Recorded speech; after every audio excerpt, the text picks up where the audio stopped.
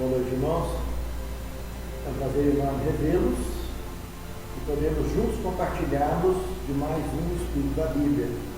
Hoje, a aula aqui da Vila Nova é a 21ª e a da NET é a 17ª aqui das aulas que estão gravadas na internet, lá no YouTube. Vamos ficar de pé e eu vou pedir a Lúcia que venha aqui e dirija a oração inicial.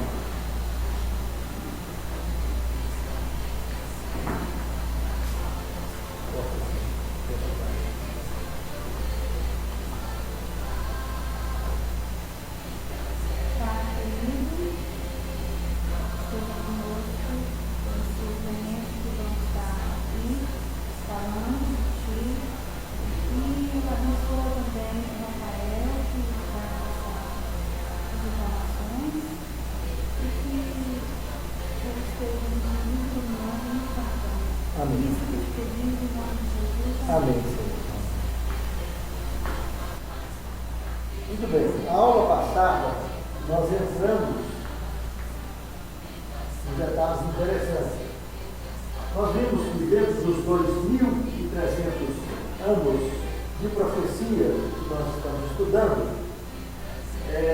o anjo, ao explicar o profeta Daniel, dividiu esse período em duas partes. A primeira delas, 490 anos, que serviu para o povo judeu, e os outros 1.810 anos para o povo do príncipe, 1.810 anos. Nós vimos também que o ponto de partida dos 2.300 anos, no livro de Esdras, capítulo 7, verso 7, identifica esse ponto que o anjo falou do profeta Daniel, no capítulo 9, no verso 25, que as vantagens ao período daria início desde a saída da ordem para restaurar Jerusalém. E esse decreto, Esdras 7,7, diz que foi o 7º ano do rei Artaxerxes, rei também do Pérsia. Muito bem. Se o ano, então, foi 457 a.C., o ano que começou a contagem de 2.300, ficou fácil. Você somar com 2.300 e acrescentar um ano que é o ano zero, você vai chegar em 1844. De 22 de outubro a 22 de outubro. 2.300 anos. Muito bem. Nós vimos que esse período aqui, o primeiro período, o judeu, foi subdividido na explicação do anjo Gabriel para o profeta e para todos nós, foi subdividido em 3 partes. Uma, da contagem do período até o final da reconstrução da cidade, que gastou os 49 anos, que eram 7 semanas, 7 vezes 7, 49. Depois, 62 semanas, 62 vezes 7, 434. Mais 434 anos para eles refletirem e aguardarem o Messias e fazer expiar a transgressão e dar fim aos pecados, para que pudesse receber o Messias, ungir o Messias. Tudo bem, não fizeram quase nada disso, mas ungiram o Messias. João Batista apontou dentro disso. Ele é o Cordeiro de Deus que tira o pecado do mundo. E isso, o final desses 434 anos de reflexão, deu exatamente no ano 27, que é o ano do batismo de Jesus. Aí ele fez um pacto com muitos por mais uma semana profética, que seriam 7 anos. Então, esse pacto que ele fez, disse na profecia de Daniel, entre o capítulo 9, do verso 25 ao 27, que na metade da semana ele seria tirado, o Messias, ele morreria, seria sacrificado. Então, se o pacto dele são 7 anos, com o povo dele, a metade de 7, 3,5. O ministério de Cristo durou exatamente 3 anos e meio, do ano 27 ao ano 31. 3 anos e meio, certinho. E da morte de Cristo até o ano 34, eles tinham chance de continuar sendo povo de Deus, mesmo que eles mataram Jesus. Mas ao invés disso, de se preparar, de se arrepender das besteiras que fizeram, conseguiram uma lei de aprovação para executar qualquer um que praticasse o crime, entre aspas, do cristianismo, de praticar cristianismo, de servir a Cristo. Estevão foi o primeiro mártir oficial. O ministério da igreja chegou no 27 de janeiro. O ministério foi. Ele foi batizado no ano 27. E no ano 31 morreu. Morreu no 31. Não. Ele Tem uma diferença no calendário, que ele nasceu 3 anos e meio antes do ano 0. Essa diferença que já havia nas mudanças dos calendários, ele não nasceu no ano 0. Ele nasceu no ano 4003 para 4004, aliás, 4004 para 4003 antes de Cristo. Entendeu? Então essa diferença do calendário, a data da idade dele não bate com a data do calendário. Porque teve erros no calendário já, para trás, já teve diferenças no calendário. Hipoteticamente, historicamente, sim, ele teria nascido no ano 0, mas não foi assim que aconteceu. Ele nasceu 3 anos e meio antes do ano 0. Entendeu? Por isso que tem essa diferença. Ele estava então, no ano 27, com 30 anos de idade, quando ele foi batizado. E morreu com 33. Ele foi para casa com 30 anos. Ele batizou com 30 anos de idade. E foi morto com 33 anos e meio. Aí, do ano que ele morreu, que foi o ano 31, ele estava com 33 anos e meio. Até o ano 34, o povo judeu continuou sendo o povo de Deus. Só que ao invés desses 3 anos e meio, deles arrepender, refletir do que eles fizeram, foram no Império Romano e conseguiram autorização para executar qualquer um que praticasse o cristianismo. Saulo de Tarso mesmo era um executor, era um carrasco dos cristãos. Ele se converteu no caminho de Damasco, no final desse mesmo ano.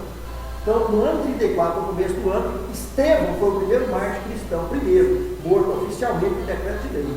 Os judeus apedrejaram ele e mataram. No meio desse ano, Pedro, na visão do lençol, recebe a visão de que esses reis já teriam sido purificados por Deus. Era para ele estar sendo evangelizado. E era para ele entrar e batizar Cornélio. No capítulo 10, no versículo 28, há o esclarecimento desse contexto, desse entendimento de Pedro, com relação à profecia da visão do lençol. E aí, no final do ano, quem segurou as roupas do Saulo e do Estevão para morrer no começo do ano? Saulo de Tarso. No final do ano, esse cara se converte no caminho da Damasco e se torna o apóstolo gentio. Nós vimos também na aula passada que aqui no ano 31, quando Jesus morreu, já estava começando então a primeira igreja cristã. E no Apocalipse, no capítulo 2 e capítulo 3, são as 7 igrejas do Apocalipse. Então a primeira delas é o primeiro período que a igreja passou. Não são 7 igrejas geográficas, não são 7 pontos geográficos, mas são 7 períodos que a igreja passaria. O primeiro, então, Éfeso, estava começando no ano 31. Por que Jesus, no ano 31, então, chamou apóstolos judeus dentro desse período? Desde o ano 27, quando ele batizou, quando ele começou a andar com o seu ministério, ele não chamou gentios, porque esse período aqui, esses 490 anos todinho, e até o ano 34, era o povo judeu. Ele chamou 12 apóstolos judeus. Começou falando 31, com a morte de Cristo, começou a era do cristianismo, porque o véu do santuário rasgou de cima e baixo. Então, oficialmente, ali estava começando a era do cristianismo. Parou o cerimonialismo hebreu e iniciou o cristianismo. O Cristo, o Cordeiro de Deus, morreu. Ele morreu aqui no ano 31. Então, aqui, Éfeso começou aqui. E foi até o ano 100 da era cristã. Éfeso. Então, aqui dentro, no ano 34, começou no ano 34 a perseguição direta, oficialmente, por lei autorizada pelo Império Romano, perseguição contra os cristãos. Até o ano 100, os judeus perseguiram. No ano 100, o Império Romano assumiu. E até era uma questão deles perigosa, porque os romanos viram que os judeus se tornaram encerradamente cristãos, né? Isso era muito para a cidade, para o estado. Esse foi o argumento que eles usaram. Final do Pentecostes, 3 mil no dia, imagina. Daqui a pouco eles estão no Império Romano, aí por isso que eles deixaram, eles desceram com ele dele. Que estava em volta deles e pronto. Então aí veio, nós vimos na aula passada, Éfeso, vimos a igreja de Esmirna, depois Pérgamo. Essas 3 igrejas, esses 3 períodos da igreja cristã, Éfeso desejava o significado. No ano 31 ao ano 100. Do ano 100 ao ano 323, Esmirna, cheio e suave. O Império Romano já estava perseguindo. Aqui dentro desse período, apareceu os 10 dias de Diocleciano também, de Apocalipse 2, verso 10. De 10 dias que o diabo lançaria alguns que gostam da prisão. São 10 anos, foi o ano 303 e 303, nós estamos na aula passada. Aconteceu aqui dentro. E aí, Diocleciano morreu, que é o que criou esses 10 dias de intolerância religiosa e massacrou muito cristão dentro do Coliseu Romano. Quando foi o filho dele assumiu, Constantino, ele declarou de cara 10 anos de tolerância. Só que os 10 anos de tolerância dele, que do trono 313 a 323, já estaria entrando dentro do período da igreja de Pérgamo. Pérgamo quer dizer elevação. Elevação de quê? Corrupção da igreja. Se a gente viu na aula passada que Deus chegou a comentar na revelação apocalíptica, na altura do capítulo 2, do verso 12 e 13, que o diabo chegou a pôr o trono dele dentro da igreja. Veja que coisa mais séria. Dentro da igreja de Pérgamo, porque no ano 323 oficializou a mudança da lei que Constantino tinha proposto. Trocar o dia de guarda. Dia de guarda estava para domingo, riscar o mandamento de imagem de escultura e dividir o último em dois para continuar 10. O documento que fez isso, Catecismo Dominical. Então, o documento que autorizou. Ele era pagão, ele adorava o sol. Domingo, Sunday, dia do sol. Em inglês, domingo é Sunday, dia do sol. Ele era adorador do sol. Por isso que ele colocou domingo dentro do cristianismo. Muito bem. Aquelas esculturas eram esculturas de animais. Ele adorava boi, vaca, tudo é tipo de mitologia. E aí, aceitaram de colocar imagem de gente, essas coisas. Porque foi parado na igreja, direitinho, foi colocando quando ele estava adorando mais coisas da igreja. A igreja cristã fazendo isso. Então, no ano 323, começou a igreja de Pérgamo e vai até o ano 538. Agora, finalizando a explicação da aula passada, uma característica que começou a predominar dentro dessa igreja aqui, que era a forma embrionária de Apocalipse 17, a prostituta de Apocalipse 17, foi na igreja de Éfeso, os Nicolaítas, e mostrou tendências pervertidas de vida social e religiosa dentro da igreja, dando esse tipo de exemplo e forçando que isso acontecesse, e despertou ódio em Deus. São poucas e raras as passagens da Bíblia que mostram que Deus teve ódio de alguma coisa, e essa é uma delas. E ele elogiou os membros da igreja de Éfeso por ter ódio contra os Nicolaítas. Depois aqui na Esmirna aparece um tal de judaítas, eles se fazendo de judeus, mas ensinando as mesmas perversões dos Nicolaítas. E aqui dentro da igreja de Pérgamo já aparece Balaítas, Jezabitas, tudo coisa que lá no passado aconteceu, perversões que aconteceram lá no passado longínquo, muito antes dessas profecias acontecerem, coisas que aconteceram até anterior ao dilúvio, que levou o mundo à destruição de dilúvio. Esse tipo de perversão aconteceu antes do dilúvio, aconteceu depois do dilúvio, lá antes do dilúvio com aquele Isru, Caim e outros que levaram a perversão do mundo antediluviano. Depois do dilúvio começou com Nimrod e virou aquela bagaceira de coisa na história da humanidade.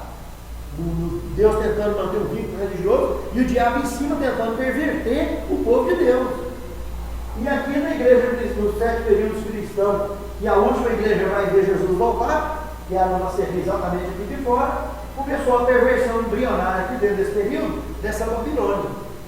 Até quando terminar esse período aqui, ia ficar Apocalipse 12 e Apocalipse 17. Só ia existir duas igrejas na face da terra, até Jesus voltar. Essa de Apocalipse 17, que é a paterna religiosa, chamada Babilônia, e a igreja que tem guarda os mandamentos de Deus, que é o Senhor Jesus, que nasceu dia, mês e ano da profecia e localização geográfica que a profecia diz que ia acontecer. Isso nós vamos ver na próxima aula, nós vamos estar estudando fora disso aqui. Mas hoje a gente vai finalizar aqui dentro, que Deus abençoe e conseguir, né?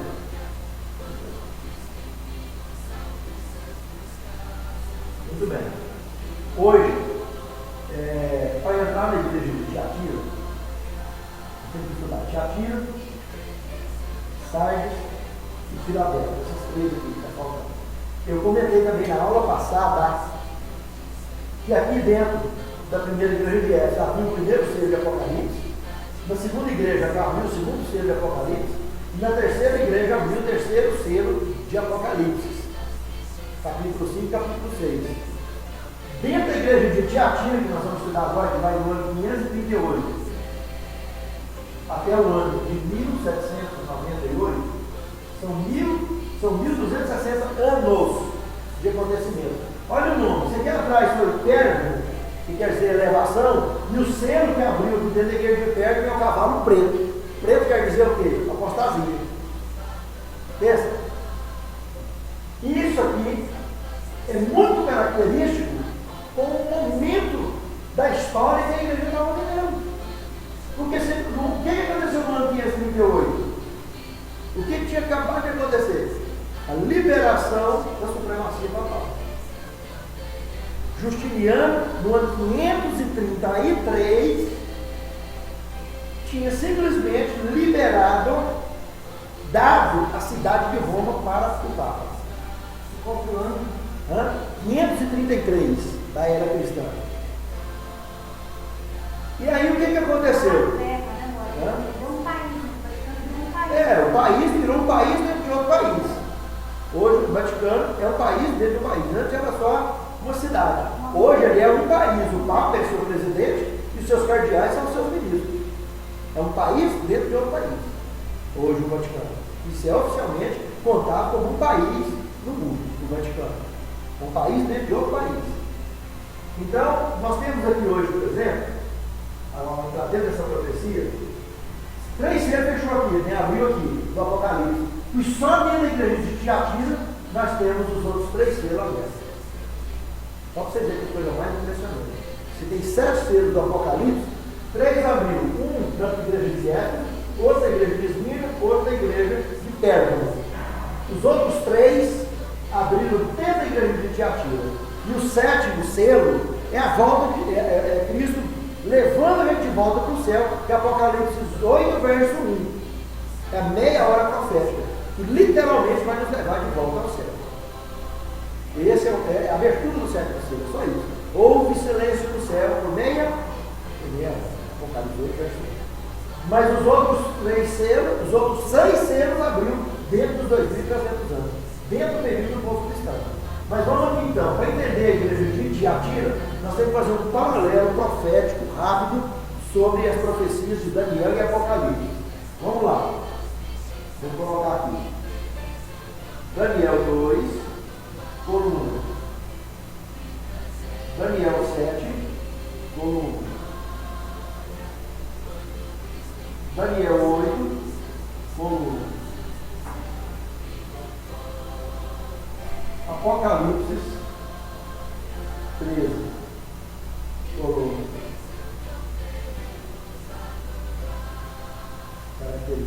Perfil.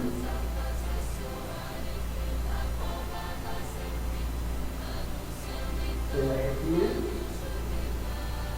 fecha aqui, fecha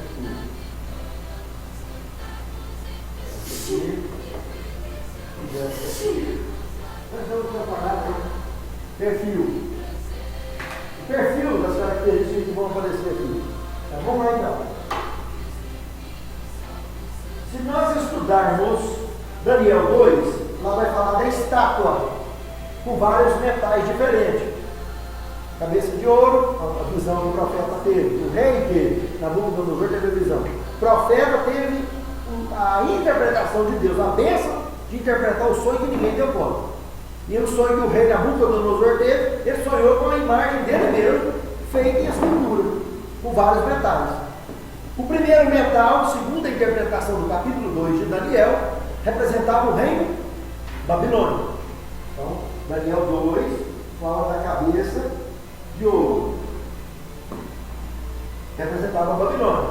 Em Daniel 7, Daniel 8 e Apocalipse 3 já fala de animais. E o próprio capítulo 7, o verso 17, fala que animais em profecia são formas de governo, formas de nações. Muito bem. Aqui, Daniel 7, dos 4 animais que o profeta viu, o primeiro era um leão.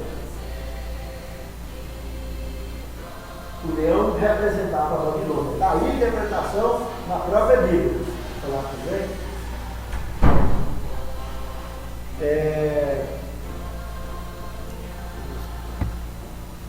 Passa o leão representa a Babilônia igual a cabeça de ouro aqui. Daniel 8 não fala de Babilônia, que aqui é a visão do bode e do carneiro, que é só Grécia e Pérsia. Apocalipse 13, se você observar o verso 1 e o verso 2, no verso 1 fala de uma besta que tinha boca de leão, falava como um leão, no capítulo 13, o verso 2. Ela tinha todas as características desses animais de Daniel 7, a besta. Ela tinha estrutura de urso, tinha o movimento do leopardo, e o dragão deu seu trono grande e poderio para ela. Muito bem. Aqui, então, tudo isso aqui, nós estamos falando, aqui no caso, a besta, né? Besta, o boca de leão. Tudo falando, representando a Babilônia. Certo? Aí, na estátua, o próximo metal era o peito de prata. O peito de prata, na interpretação da profecia de Daniel 2, fala que representava o metal mais fraco, menos então que é fraco, juntou dois povos para poder enfrentar a Babilônia e derrubar a Babilônia. Então, a Medo-Pérsia representava aqui o peito de prata, a profecia. Aqui já foi visto um urso. Interessante que esse urso de Daniel 7, esse urso, ele é caracterizado por conseguir ficar mais ereto do que o macaco. O macaco, que tanto parece com o homem, que muitos dizem, né? Eu nunca vi nenhum parecido comigo, mas tudo bem. O macaco, que tanto se fala parecer com o homem, o que acontece? Ele não consegue ficar reto igual o urso. E o urso é tão distinto na sua posição ereta, que foi caracterizado nessa profecia. E as três costelas na boca dele, Síria, Lídia e Egito.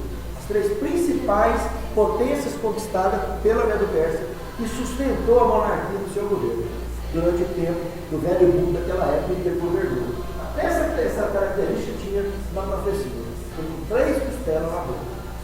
E Daniel 8, sim, aqui já aparece o carneiro, com os dois chifres, né, representando Medos e Pérsia. E ao brigar com o carneiro também, né, morreu, porque o bode pisou mesmo, pisou ele, representando a Medo-Pérsia. Está vendo aqui? Peito de prata, Medo-Pérsia, urso, Medo-Pérsia, carneiro, Medo-Pérsia.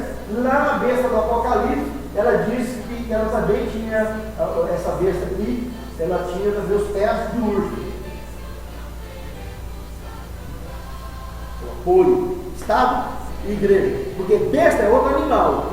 E o que é a besta? É a união de Estado e Igreja. Besta não é o Papa, ele está fazendo besteira, mas não é a besta. Entendeu? Então, e Apocalipse fala de três bestas. A que sobe do mar, que é essa de Apocalipse 13, verso 1. A que sobe do abismo, Apocalipse 11, verso 2 ao 5. Que é a França, que perseguiu as duas testemunhas que está em Apocalipse capítulo 11, que é o Antigo e o Novo Testamento. Eles se juntaram durante 3 anos e meio, ainda a profecia 3 dias e meio, que o profeta João está vivo lá, aonde as Bíblias foram queimadas ao final de 3 anos e meio de ajuntamento, por volta do ano 795 até o ano de 797. 795 a 798, nesse inteirinho. São 3 anos e meio antes de 798. Que elas foram queimadas. Em 795, 96 por aí. Foram queimadas. Cumprindo a profecia de Apocalipse 11. Muito sério esse livro, muito sério. E a besta da terra, Apocalipse capítulo 12, disse que lá na altura do verso 6 e na altura do verso 14, que foram dadas à mulher águias de grande água para ela voar ao deserto. O deserto é muito simples de entender. Aqui está a Austrália, Ásia, Europa, África. Esse era o velho mundo daquela época. Quando, entre o ano 538 até o ano de 1798, que é o período que nós estamos comentando agora, as Américas não tinham sido descobertas. Nem a América do Norte, nem a América Central, nem a América do Sul. Elas foram descobertas durante essa igreja que nós vamos estudar agora, que é a Tiatira, entre 538 a 1798. Muito bem. O povo fugiu para cá, que está mais perto. E aqui é o deserto do Apocalipse, capítulo 12, verso 6. O povo fugiu para cá. E aí, tem duas maneiras que o profeta olha esse período. Ele fala que ficaria 1260 dias fora da vista da serpente, no verso 6 de Apocalipse 12. E no verso 14, ele já fala que ficaria um tempo, 2 tempos e metade de um tempo. Olha como é a mesma coisa. Um tempo é um ano de 360 dias. 2 tempos, 720. Meio tempo, 180. Por que 360? Porque os dias são de 30 dias, que é a média do calendário lunar e solar. Dá 30 dias. Então, um tempo, um ano de 360 dias. Que profecia aqui no caso seria anos, porque o profeta não estaria vivo. Tanto Daniel que falou nessa linguagem, quanto João não estaria vivo no ano 338 da era cristã. Então, um tempo, um ano 360. 2 tempos, o dobro, 720. Então, se eu somar esses 3 tempos aqui, dá 1260. Se você for lá no Apocalipse 12, que no verso 6 usou a linguagem de 1260, no verso 14 usou um tempo, 2 tempos atrás do tempo. Daniel está 700 anos antes de João, aproximadamente, 600, 700 anos. Daniel, lá no capítulo 7, verso 25, no começo do verso, falou: e cuidarão em mudar os tempos, que é o calendário, e a lei de Deus. E os santos lhes serão entregues na mão durante um tempo, metade do tempo. Também no Apocalipse, capítulo 13, verso 5, e lá no capítulo 11 também, fala de 42 meses do poder da besta. Então, 42 meses, vezes 30 dias cada um, dá exatamente 1260 também. E o mais curioso da matemática da profecia, se você pegar 1000, vou pagar aqui, peraí.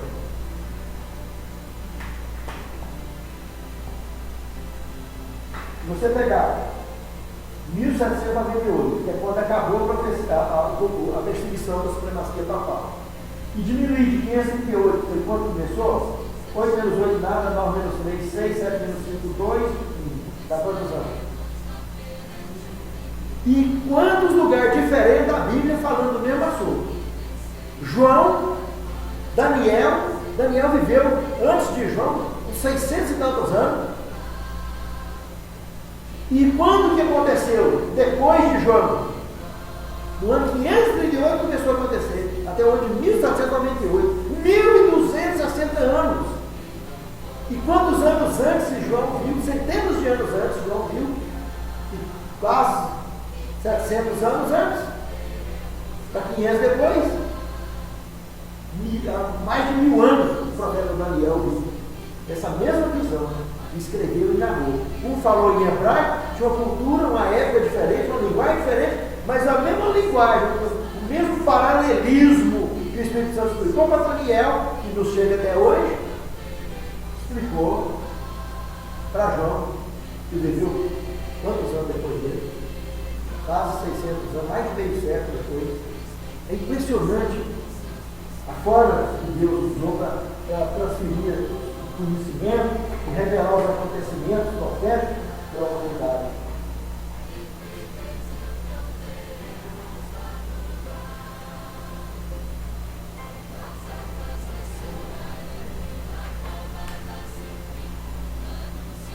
Muito bem.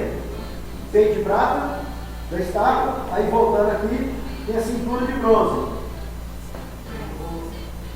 Cintura de bronze, Daniel 2.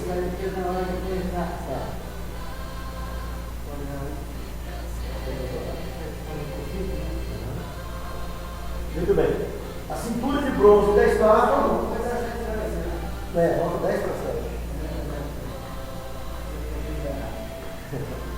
Muito bem.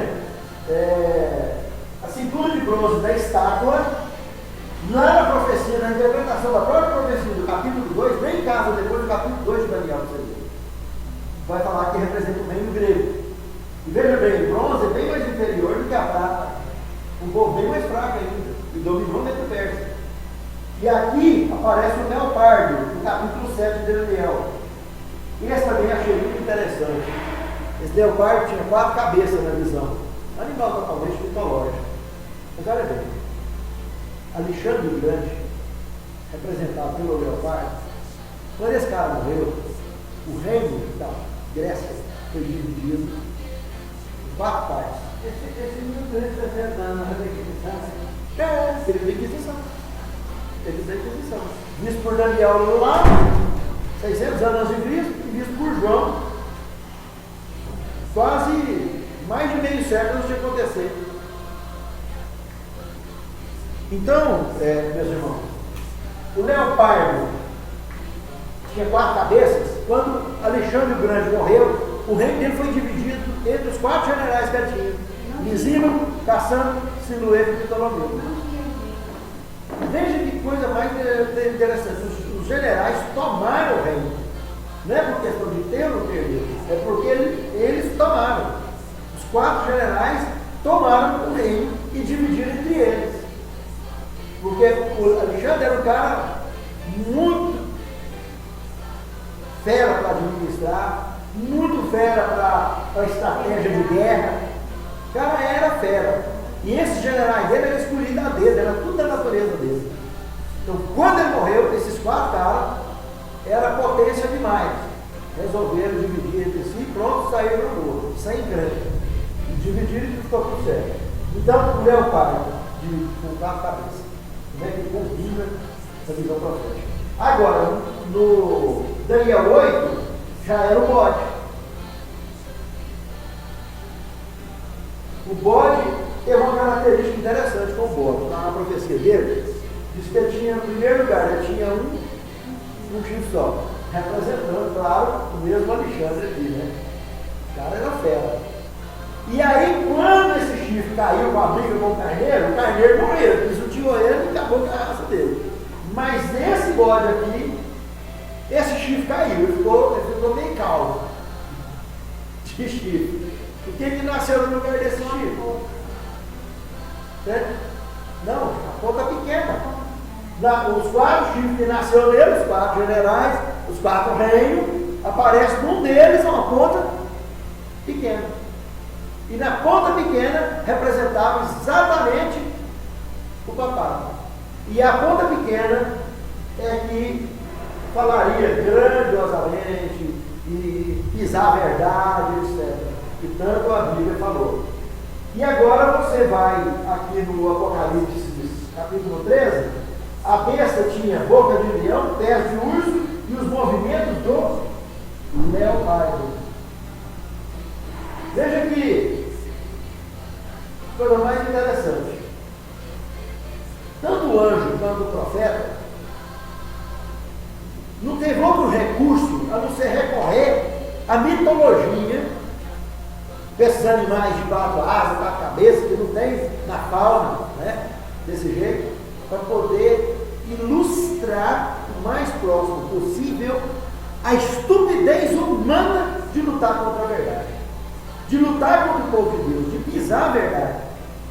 Foi colocando que esses bichos eram móveis acreditar nisso, contar que tinha isso, e passava a vez de todo mundo com isso, todo mundo tinha medo disso. Então, ao fazer, foi interessante colocar essas ilustrações mitológicas para poder ver se os caras prestavam atenção naquela época. Mas nós vamos entender isso com muita precisão hoje, no cumprimento dessas profecias. E o profeta, no tempo dele, às vezes não cumpriu tanto dela.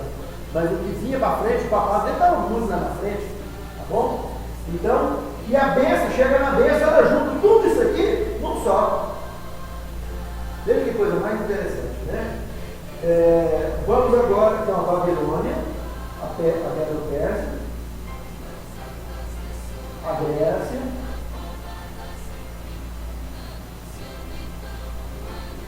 e aqui as pernas de ferro agora da estátua. Pernas de ferro, representando o Império Romano, lá em Daniel 2. Mais fraca ainda. Aqui aparece um esquisitão. Um esquisitão. Esse animal de Apocalipse de Daniel 7, o esquisitão, fala que ele tinha 10 chifres, dentes de ferro e pisava aos pés o que sobrava. Daniel capítulo 7, o versículo, entre o verso 8 e o verso 10, vem esses detalhes. E ele estava olhando nisso, quando dos 10 chifres caiu 3. E nasceu uma ponta pequena no lugar que tinha boca que falava grandiosamente, e bababá e bababá. Na altura do verso 25 desse capítulo aqui, 7 de Daniel, vem a profecia da Inquisição que ia acontecer, da supremacia papal dos 1260 anos, que é um tempo, 2 tempos e metade do tempo. A perseguição contra a igreja, contra o povo de Deus. Veja que coisa mais interessante. Esses que estão aqui, aqueles 3 tipos que caíram dos 10, Justiniano, no ano 533, deu a cidade de Roma para o Papa. Os Érulos, os Vândalos e os Ostrogodos, dos 10 povos bárbaros, que no ano 477 tinha invadido o Império Romano Ocidental, que tinha o Império Romano Oriental, que era a área da Ásia e África, e o Império Romano Ocidental, que era a região da Europa. Não existia Europa. Eles, ao invadirem, os 10 povos bárbaros, ao invadirem o Império Romano, os Vândalos, os Ostrogodos, etc., invadiu e tomou. E dividiu em 10 países. Então são os 10 tipos de divisão. São os 10 dedos da estátua. Lembra que essa estátua tinha os pés, o barro, parte de ferro? Como o barro não se mistura com o ferro, esses reinos não, jamais se reuniriam novamente. Seria Europa eternamente. Eles tentavam por casamento. Eles tentariam por casamento, era a profecia do capítulo 2. Mas não se uniriam mais, e não se uniram. A Alemanha, que se dividiu na época da Segunda Guerra, não voltou a ser o que era antes. A Alemanha, que tinha divisão, não tem mais hoje. Quebrou o governo, e já acabaram. Voltou a ser o que era, o que a profecia falou. E não ia mais se unir. Um com o outro. A Alemanha não existiu nesse. A Alemanha era só uma. Ele teria sido o 11º. E não tinha 11 dentro da estátua. Só tinha 10. Então, na guerra que nós tivemos agora há pouco tempo, eles dividiram. Né? Então, mas aí voltou a ser o que era na visão da estátua. E jamais se uniria Inglaterra com Suíça, ou Espanha com Portugal, nunca mais eles se uniram. Então esses animais que estão. E os 3 tipos que caiu, desses 10 povos bárbaros, 3 não concordou com essa doação que Justiniano fez e entrou em conflito com os outros 7. E eles caíram. E aí estabeleceu o papado, que é o que no ano 38 estava livre para agir, então. E se estendeu até o ano de 1798. Finalmente, então, que nós tratamos do bode, que já não fala, não vai nada. Aqui fala de Apocalipse 13, fala que o diabo deu o seu trono e grande poderio para ela. E no verso 5 do capítulo 13, fala dos 42 meses que ela teria boca para falar coisas e blasfêmias. Durante 42 meses. E logo em seguida, no capítulo 13, fala que ela seria ferida de morte, mas a sua ferida seria curada. Muito bem. Vamos. Outro detalhe, tão interessante que eu queria comentar. Vou apagar isso aqui. A besta, observe que a besta tinha também 10 chifres, igualzinho ao animal esquisitão. Apocalipse 13, verso 1, diz que a besta, vou copiar a besta e vou copiar o dragão. São formas de governo. Né? O dragão representando Satanás, que vai de encontro com os reis da terra, para congregar em batalha. E a besta, união do Estado e Igreja. Veja bem, e o dragão, em muitas situações das profecias, representou o Império Romano, na maldade, na forma de agir também. Mas sempre o diabo por trás. A besta, ela tinha 10 chifres, o dragão, capítulo 12, verso 3, fala que ele também tinha 10 chifres. Todos dois tinham 10 chifres. E os 10 chifres, eu sei que são os mesmos 10 dedos da estátua de Daniel. Os mesmos 10 dedos. Que é os 10 países da Europa. Os 10 povos bárbaros invadiu o Império Romano Ocidental e transformou na atual Europa em 10 países. Profecia de Daniel, profecia de Apocalipse. Boca de bode, bateu e só. Muito bem. A besta está dizendo lá que ela tinha 10 diademas na ponta dos chifres. Os 10 reis que governam a Europa. Os diademas, diadema é símbolo de realeza. Mas no dragão tem só 7 diademas. Mas por quê? Porque o dragão só tinha 7 cabeças. E a besta também tinha 7 cabeças. Pode conferir aqui. Apocalipse 13, verso 1. A besta tinha 7 cabeças e o dragão também 7 cabeças. A diferença dos dois está no diadema. Os 10 chifres eram os mesmos também. Viu só que interessante? Então, as 7 cabeças, Apocalipse 17, verso 9, fala o que é. Os 7 montes de Roma.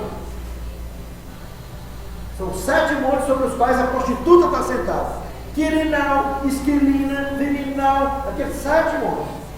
7 montes que já foram até, fez parte das 7 maravilhas do mundo. Interessante que a Ilha de Jerusalém, no rodapé, confirma isso. Pois é. Não tem como, né? Fugir. Então, as 7 cabeças, a própria Bíblia, Apocalipse 17, verso 9, está falando que é o 7, que é onde a prostituta, os 7 montes, onde a prostituta está sentada. E lá no capítulo 13, verso 2, no final do verso 2, ele está falando que o dragão, que é o diabo, deu-lhe o seu trono e grande poderio. Não foi eu que escrevi a Bíblia, está escrito ali. Agora, os 7 diademas, então, do dragão, está muito fácil. Se os 10 diademas da besta estão na ponta dos chifres, representam os 10 reis do governo da Europa, o que seriam os 7 diademas do dragão que está na cabeça, não está no chifre? É um que está na cabeça. Apocalipse 17, verso 10 e verso 11. João diz o seguinte: são 7 reis, 5 já caíram, um ainda existe, que é ele que está tendo a profecia, não é? Então vamos ver para trás de João: Egito, Assíria, Babilônia, Medo-Pérsia e Grécia. Caíram. Um existe. Qual? Quem está nos dias de João? Roma pagã. Roma pagã. Império Romano. 6. Outro vai vir. Besta. Sobe do mar. E vai à perdição. E vai vir um 8º, mas é do 7. A besta da terra, do abismo, que ia perseguir as Bíblias, dentro da Inquisição, no final da Inquisição. Mas é do 7, porque é tudo a mesma besteira, é união de Estado e Igreja também.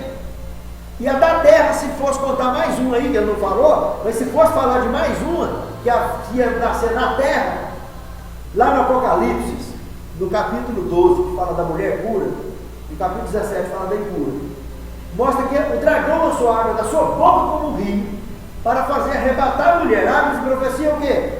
Apocalipse 17, verso 15, povos. Apocalipse 17, verso 15, são povos, multidões, nações de língua. Então, no meio da água, no Apocalipse 12, verso 15, está falando dessa água na boca da serpente. A mulher foi para o deserto, lá no verso 14, no capítulo 12, e agora, água no meio do povo, no meio da igreja. Foi gente para nascer lá no deserto a besta da terra. De Apocalipse 13, verso 11. Vi subir da terra outra besta que tinha 2 chifres semelhantes a de um cordeiro, mas falava como dragão, e faz com que a terra que ele habite agora a primeira vez. Presta atenção, está falando aí que os Estados Unidos, quando nascessem, ia mandar no mundo, ia dominar a terra, que ela faz os que a terra, tudo que está na terra, e que ela habita agora a primeira vez, cuja chaga mortal foi curada. Por que chaga mortal curada? Porque no dia 22 de fevereiro de 1798, o general Berthier, saindo lá da França, foi até lá na Itália e prendeu o Papa Pio VI e trouxe ele exilado para a cidade de Valença, na França, e não na Espanha também, que é a cidade de Valença. Ele morreu exilado na França, o Papa Pio VI. E aí o Apocalipse diz que a chaga mortal foi curada. Por que chaga mortal? Porque parou então. A igreja de Tiatira é nada mais, nada menos, o nome quer dizer contrição. E o que aconteceu? Durante o ano de 538 ao ano de 1798? Simplesmente a perseguição. E dentro desse período aqui, abriu mais 3 selos do Apocalipse. O 4º selo, o cavalo amarelo, Cor da morte. Está combinando com a civilidade nesse período? Cor da morte. O quinto selo, as almas debaixo do altar. Presta atenção, clamando: até quando, ó Senhor, nos julgas e vingas o nosso sangue dos que habitam aqui na terra? E foi-lhes dado compridas veste branco, e foi-lhes dito: repouso mais um pouco de tempo, porque vai ter outra perseguição e vai morrer gente. Quando completar o número de conservos, irmãos teus, que morrer igual vocês estão morrendo, aí eu vou dar um basta. Que é a perseguição escatológica, que nós vamos enfrentar hoje. Está nos nossos dias. O quinto selo, as almas debaixo do altar. E o sexto selo do Apocalipse, na hora que abriu, aí começa o tremor de terra, o sinal do sol, na lua e nas estrelas. Todos esses sinais já aconteceram.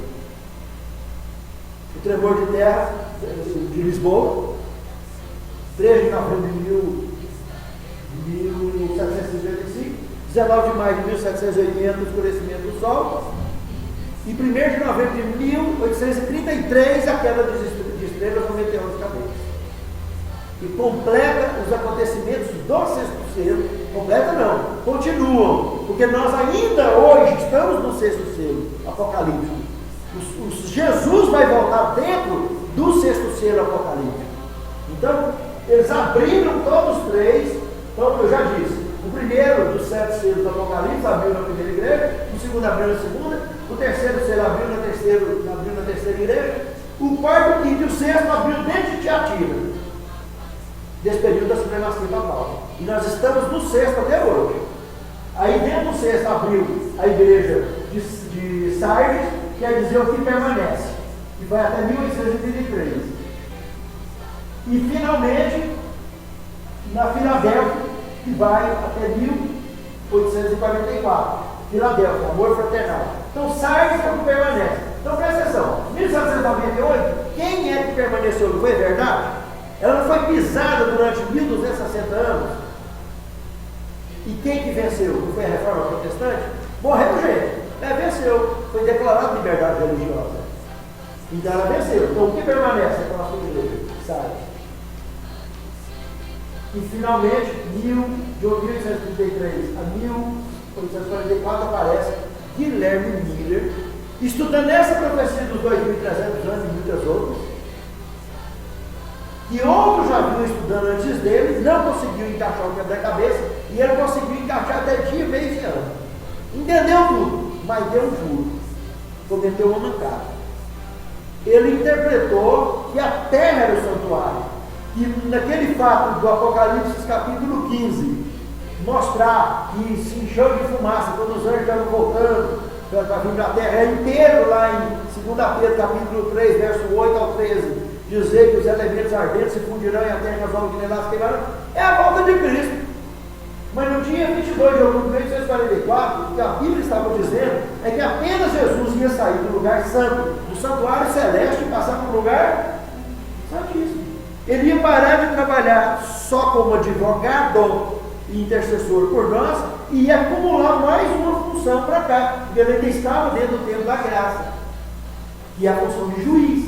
Então, no dia 22 de outubro de 1844, começou o juízo da humanidade. E nesse dia, mês e ano, no deserto desse movimento milerita, nasceu a igreja de Laodiceia, que foi receber o nome de igreja adventista do sétimo dia. Aqui. Na hora que vem nós vamos estudar profundamente sobre isso. Vamos estudar Apocalipse 12 de passo a passo, verso a verso. Apocalipse, não perca a hora de ler. Então, isso aqui, a Bíblia falou que no dia 22 de outubro de 1844, no céu ia começar um movimento e que aqui na terra seria representado por 3 anjos. Apocalipse 14, de 6 a 12, pregando 3 mensagens de advertência ao mundo. As últimas mensagens de advertência é esse mundo. A primeira mensagem, primeira coisa, eles voavam e tinha na mão o evangelho eterno. Lembra que Jesus falou em São Mateus 24, verso 14? E este evangelho do reino será pregado em testemunha a todas as gentes. Aí só então virá. lá no Apocalipse 14, verso 6 está falando, está chamando esse evangelho de evangelho eterno, que é todo esse conteúdo profético, escatológico e teológico que nós estamos estudando aqui desde o começo.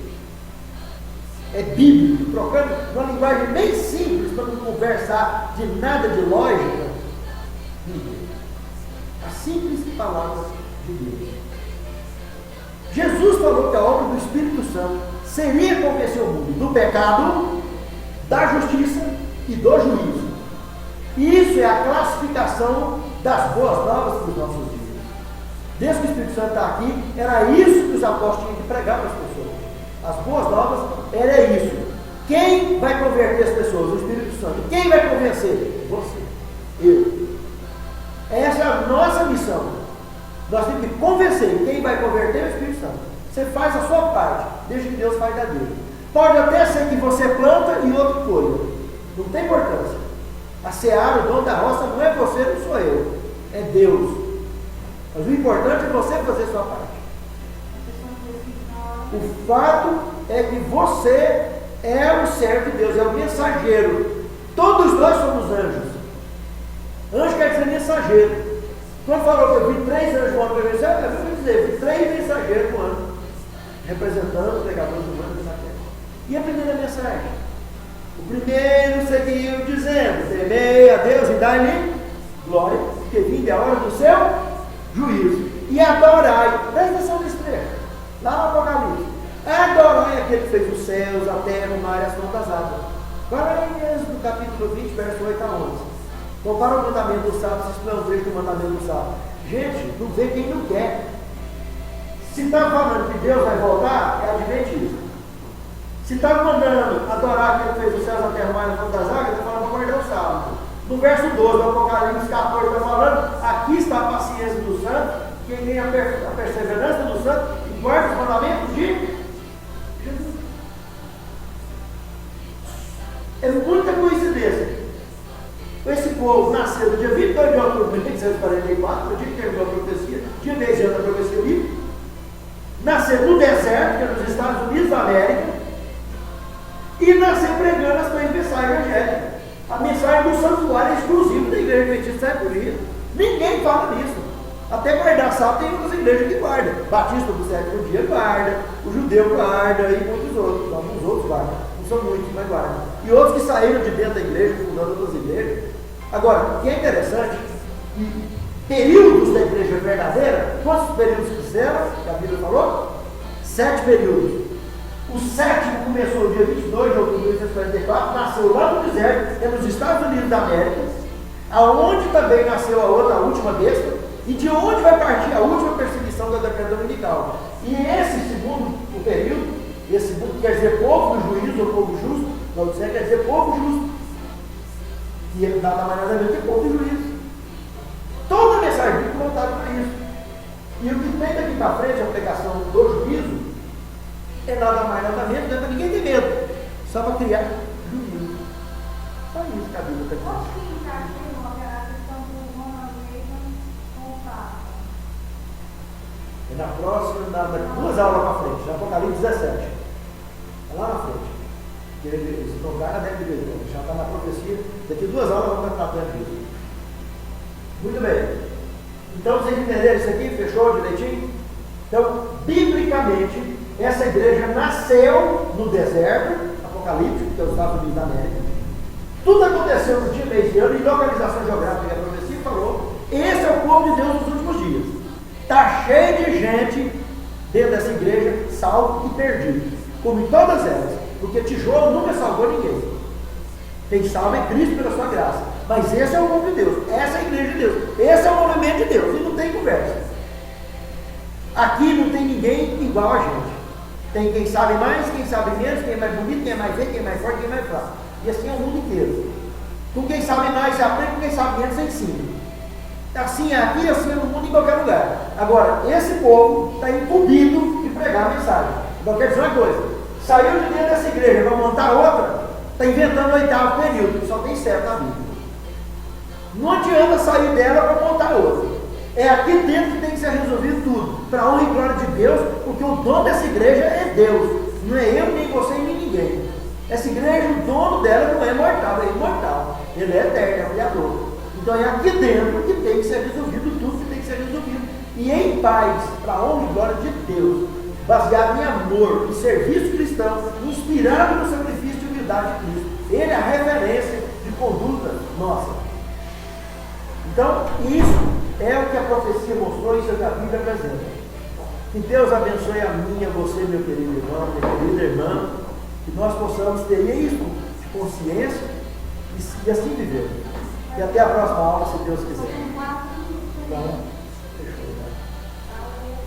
Essa é a aula 21ª daqui e a 17ª da NET. Daqui. E a 17ª da NET. Vamos ficar de pé e encerrar a oração. Domingo passado é a 20ª e 16ª da NET. Se você assistir a 16ª da NET, a 16ª da NET. Você assiste ela, você está assistindo a 20ª que teve aqui. Então tá bom. Vamos encerrar a oração. Querido Senhor nosso Deus, muito obrigado por nos revelar a tua mensagem através da tua palavra. Muito obrigado por nos conceder o poder do Espírito Santo para nos fazer entender e nos ajudar a viver e ensinar o que temos aprendido de ti, Senhor. Santifica-nos em tua palavra, porque a tua palavra é verdade. E guia as nossas vidas para a honra e glória do teu santo nome, Senhor.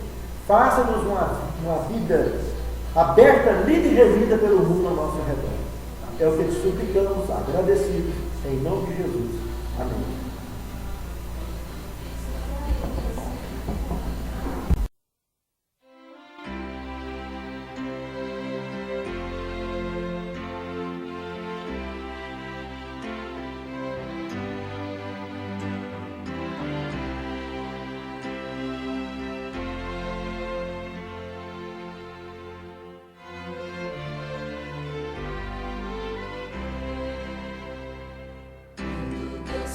Chamada para os santos seus reunir, estaremos lá perante o lindo mar.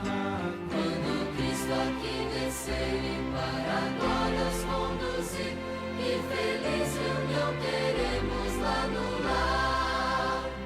Que prazer, que glória, quando Cristo enfim os salvos seus buscar.